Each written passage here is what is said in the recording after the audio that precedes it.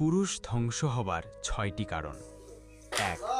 যে পুরুষ নিজের স্ত্রীর সাথে রাগ আর জেদ দেখায়, সে বোঝে না ভালোবাসা কখনো জোর করে হয় না। ২. যে পুরুষ স্ত্রীর সাথে তর্ক করে, সে ভুলে যায় সংসার মানে জেতা হারা না, সংসার মানে বোঝাপড়া। প্রতিটি তর্ক সম্পর্ককে একটু একটু করে দূরে ঠেলে দেয়। ৩. যে পুরুষ স্ত্রীর রূপ নিয়ে সন্তুষ্ট থাকে না, সে কখনো সুখে হতে পারে না। রূপ একদিন ম্লান হয়ে যায়, কিন্তু মনের সৌন্দর্য সারা জীবন থাকে। ৪. যে পুরুষ স্ত্রীকে ইনকামের খোঁটা দেয়, সে নিজের পুরুষত্বকে ছোট করে ফেলে। ৫.